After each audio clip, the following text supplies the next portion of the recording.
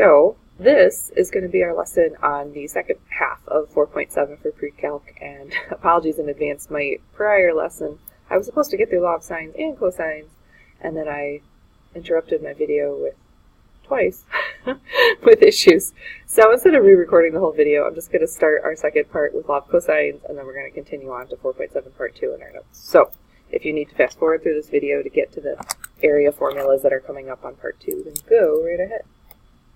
So continuing on with 4.7 part 1, we saw that we were solving oblique triangles using originally law of sines when given angle, side angle, angle, side, and side angle. And when side angle case showed up, we had what was called the ambiguous case. So, let me get my tablet working here on an early morning. There we go. What do we do if we have some other cases of triangles where our given information is different than that? So what if we have side, or what if we have side, angle, side? So in either of those two cases, we're going to have to use what is called the law of cosines. And these are the different versions of law of cosines that you're going to notice. They have a lot of commonalities. For instance, they all kind of look like the Pythagorean theorem at the beginning, which is exactly what they are. And then there's this extra component where you subtract 2 and then the surrounding legs times the cosine of the included angle. So notice this formula begins with side A, and ends with angle A. This formula is the same except with angle B and side B, and then same thing with C. So you have to decide either what you were given in the triangle to determine which version of this formula you're going to set up, or what you're trying to solve for. So what some people do is in this formula, they rewrite it as like words instead of variables, because maybe that makes more sense to you, right?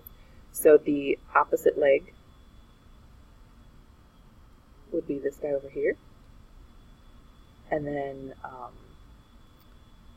adjacent number 1 leg, doesn't really matter which one's number 1 and number 2 here, and then the other adjacent leg,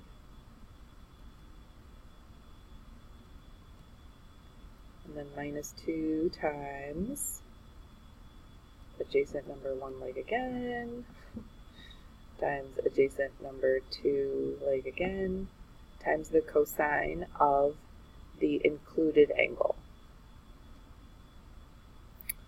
So those words make more sense if you actually see an example done, but if we're given angle B, for instance, this guy right here, we're going to be starting off with the leg opposite of that angle. So B squared equals, and so on and so on. I feel like as far as formulas go, this one looks way more complicated, but it's really not that tricky once you realize that they're all the same formula. Alright, so let's look at an example here. Clearly I have a side angle side set up for this triangle, and with this angle being the only angle I am given, that means I'm going to start off law of cosines with the leg opposite of him, which I'm going to label as B because I don't know what it is, and it's across from angle B. So B squared equals, and as far as first and second adjacent legs, it doesn't matter which one comes first and second. So 8 squared plus 10 squared, so very Pythagorean theorem looking, minus 2 times 8 times 10 times the cosine of angle, and then remember angle B we were given was 100 degrees. So on your calculator, we're just going to be solving this one in one step. Make sure that you are in degree mode. And if you think about algebra, no matter what ugliness is over here on the right side, if I was going to solve this equation for B, I would just square root that side, which means for an equation, I'm going to square root this side as well. So check in your mode, you would type square root of all of this mess in your calculator. If you have an older calculator, you need to watch your parentheses usage, and the newer ones, just make sure everything that you type is underneath the radical. And let's see, I think I solved this one on my notes somewhere. Yep. I found out that leg B is 13.8, and they don't give me labels, so I'll just call it that. So I'm going to scribble this out. I'm going to call it 13.8. And notice the direction said solve the triangle. So that means I have to find everything. I just found 1 leg, so that means I have 2 more things to find. I have 2 angles to find. And if I think about what I'm given here, I have a part of a triangle that it's totally filled out. I have angle B and side B now, so that's how I'm going to start my law of sines adventure. And we do have to, always think about our work with law of sines in the previous lesson. So if you have to go back and review that, go ahead. But we're going to set up the sine of 100 over 13.8 equals, and then we're going to have to solve for angle C and angle A, so let's go alphabetical, I guess. sine of A over 10.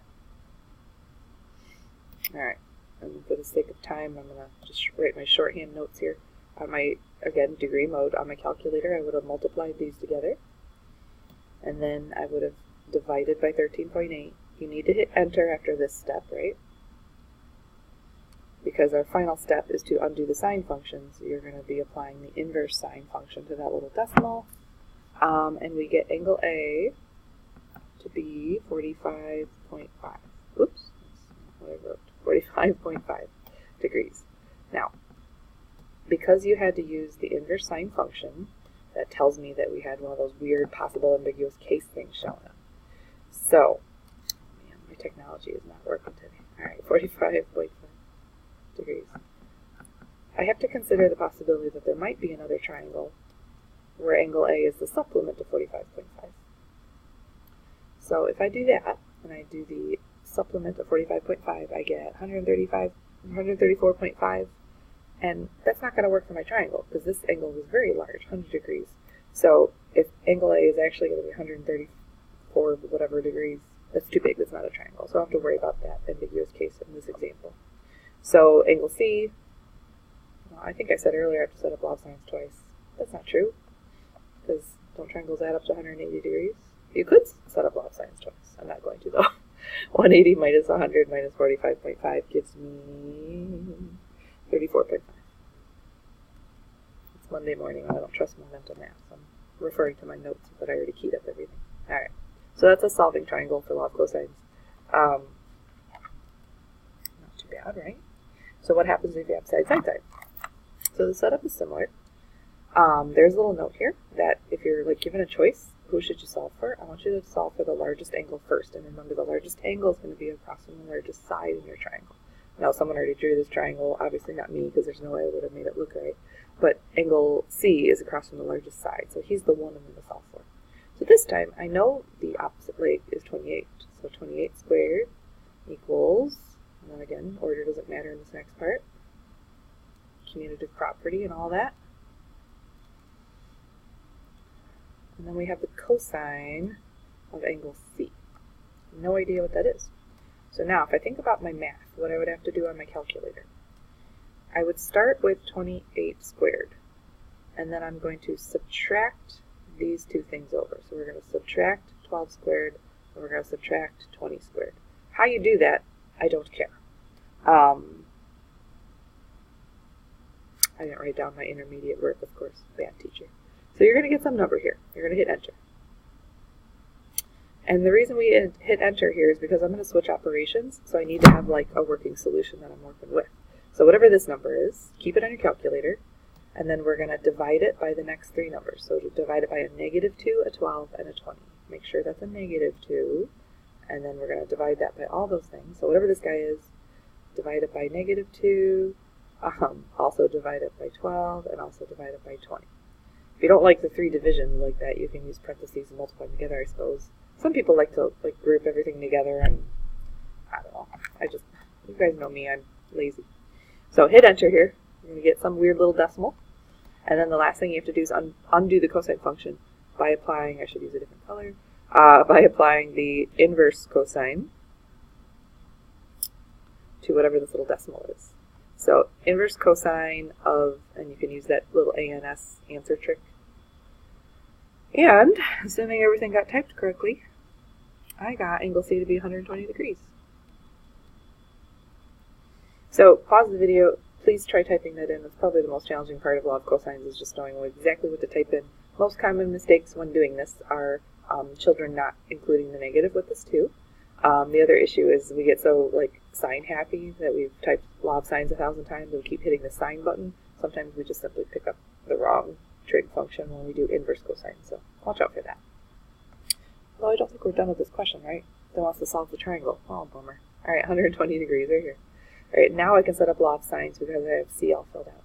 So the sine of 120 over 28 equals, whoever, because we're going to have to consider the ambiguous case. Let's go A, because I like alphabets. Alright, sine of A over 20. ABC order, as my daughter calls that. We're going to multiply this diagonal together, and And then after that, we're going to divide by 28. We're going to have to hit enter after this step, remember. And then we're going to apply, careful with typing, the inverse sine function of whatever this answer is that you just got. This little decimal here. And through this calculation, we're finding that angle A is 38.2. And we're going to have the same issue with the ambiguous case. 120 degrees is a really large angle that we started with. The supplement to 38.2 would create too large of a triangle, so I don't have to consider the ambiguous case here. Quick geo problem though, angle B is the supplement to all that business. We get 21.8. Although, yeah, that makes sense, because angle B is the smallest angle. There we go. I just want to do a quick double check when I'm done to make sure that that all makes sense. Excellent. Alright, for the sake of time, because I have some students coming in, I'm going to flip over to our next set of notes. And there we go. We're going to discuss some area formulas for non-right triangles. So I know how to find an area of a right triangle. It's 1/2 times the base times the height, or the altitude times the base. But that doesn't work if you don't have a right triangle, because you wouldn't have perpendicular pieces. So working through a variation of what used to be log sines and cosines in the area formula, they came up with some new formulas for areas of non-right triangles. Let's go ahead. Oops. I'm moving my problem here. All right. Let's go ahead and do this question together, just so we have one application in our example. This is at the top of worksheet 24A. I skipped over the remembering how to do log sines and cosines questions for the sake of time, but this is an application of, we'll find out in a minute whether it's log sines or cosines. And they want to find the length of the lamp post that's tilted for some reason. Alright, so they want to find this length right here. They did give you a bunch of clues here though, right? So 2-degree angle from vertical, that's how much this lamp post is tilted, and it casts a 25-foot shadow.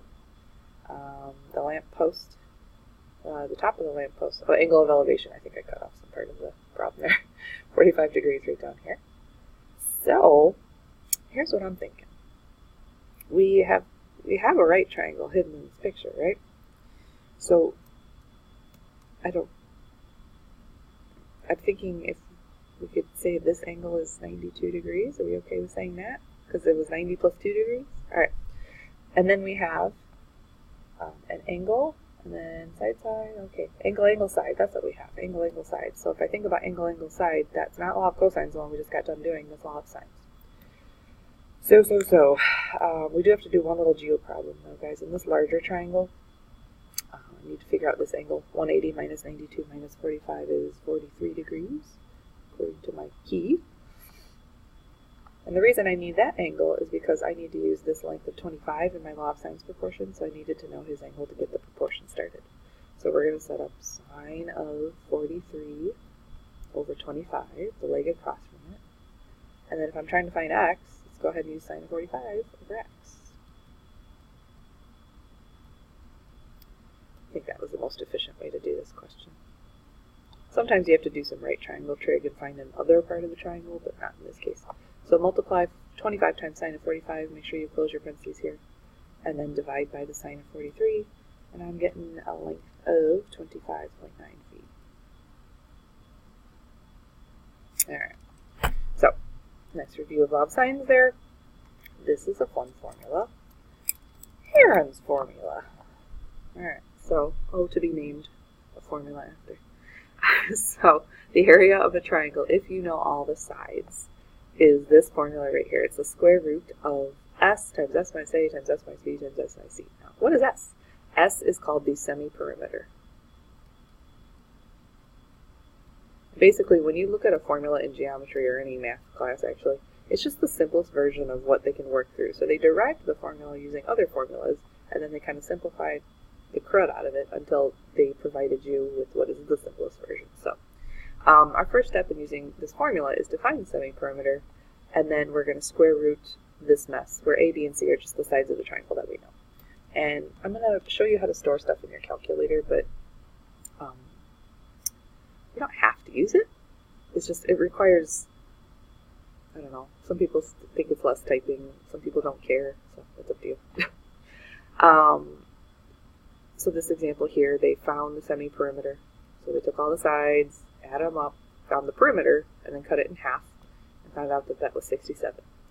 So then they put a 67 in for all the S's. Whoops, missed one. Here, here, here, and here. So you notice 67, and then parentheses, 67 minus the first leg, 67 minus the other leg, and 67 minus the final leg. Order does not matter because of the commutative property. And then they did this kind of in stages, but it came out to approximately 827 square inches. So on your calculator, remember you have the store feature? So if right above the on key is a stow. So if you type in the number that you want to store, so 67, and then hit the store key, and then I always use X, the variable key, because it's easy access on my keypad, then my calculator thinks every time I type an X in the home screen only, that it's a 67. So then in the home screen, I would type square root of X, parentheses, X minus 45, X minus 51, X minus whatever. And then it comes out as the answer. I don't know if that's less typing for you or not. If you don't care about that, then just keep typing it normal, but it's up to you. Alright, so this example is in our notes actually. Our first task is to find the semi-perimeter. So the semi-perimeter, if you add up all those legs and then cut it in half, which I think I did, yep, I got 39. So 1/2 of 36 plus 20 plus 20. Oops, did not mean to close or scribble. Try again. 20 plus 22. There we go. And then for using our formula, you either have to store, so you could do 39 store as X, and then you could type X in all these semi-perimeters, or you could just go old school and type 39, 39 minus 36. Nope. Usually this is where kids go, can I just type this as a 3? Sure. I don't care. For me, I don't bother because the likelihood of me messing up that subtraction is super high, so I don't. Alright, so typing in the square root of, I don't know why that looks like an 89, it's supposed to be a 39. Gosh, be golly. Alright, it's approximately equal to 194.4 inches squared is the area of that triangle. It's nice, right? Alright. More of the same stuff, guys. So your first step is to find the semi-perimeter. 14 plus 9 plus 8. Nope. Cut in half or multiplied by 1/2 would be, I'm just going to steal my semi-perimeter here. Oh, it's a decimal, 15.5. And then if you want to do that store thing, maybe this would be a good opportunity to try it. So 15.5 stow as X. And then you'll type X, X minus 14, X minus 9, and X minus 8. So either way, if you didn't store and you just put a 15.5 in, I guess that would be slightly less typing because of the decimal, right? You get approximately 33.7 feet squared. So, nifty little formula, pretty neat stuff. That's only for side, side, side. So when you're given all three sides of your triangle. So what if you have side, angle, side?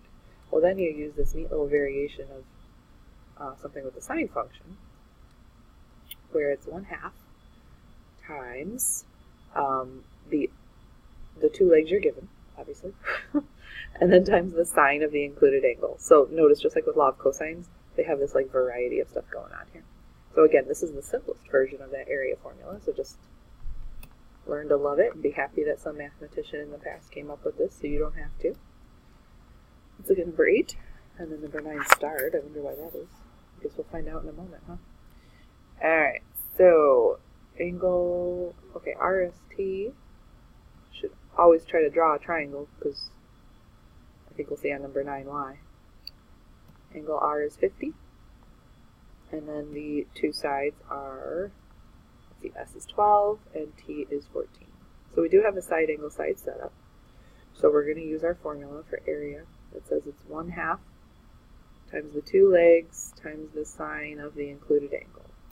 So the two legs, any order, 12 and 14, and times the sine of 50. So we're still in degree mode, of course. If you're just joining us on this lesson, here you go. And then when I type all this in the calculator, I get approximately 64.3 yards squared. Alright, let's see why number 9 starred. Let's check it out. N, N, P. Right. N, side N, is 14. Angle P is 110. Oh, I see why you're starred. Angle N is 25. This is angle side, and that's not either of my formulas for area. So first thing we're going to have to do is use law of sines to find a leg that will help me use that formula. And we're going to be using the side angle side version of the area formula. So it really doesn't matter who you solve for. I'm going to do the one that I solved for, though, so I don't have to do extra work. Let's find M. Let's find this guy right here. So if I have N all filled out, that's the beginning of law of sines for us. So sine of 25 over 14, his leg, equals, little geometry problem, if I found angle M, which apparently I did at some point, it's 45 degrees, that'd be the sine of 45 over, and I'm going to call it leg M, because otherwise I get super confused as to what I just found. So multiply 14 times the sine of 45, and then we're going to divide it by the sine of 25. Now originally I said it didn't really matter who we were solving for. That was the least amount of work I could come up with, because if I solved for this leg, I guess it's the same amount of work regardless, that I would have still had to find 45 degrees. It doesn't matter. So solve however you want, guys. That's the moral of that story. After we divide by sine of 25, we find out that leg M is 23.4, looks like. I have really scribbly handwriting on my key, so I'm not sure if that's right. So I'm going to fill that in right here. And now I can use that formula where I have side, angle, side. All right, let's go. So area is 1/2, 23.4 times 14 times the sine of the included angle, which is 110 degrees. All right, so type in all this mess on my calculator. I find out that the area is approximately 154.1, looks like, feet squared, because it's area. All right, so moral of that story is sometimes we have to use another formula, another technique to solve for a part of the triangle that we need to use a following formula. It's PreCalc. What do you want, man? All right, so the rest of the lesson is just a bunch of applications using a variety of all the formulas we know. I have a student about to walk in, so I'm going to have to pause the lesson, stop the lesson. Maybe, who knows, maybe I get lucky and I will record a whole nother lesson where I do just applications.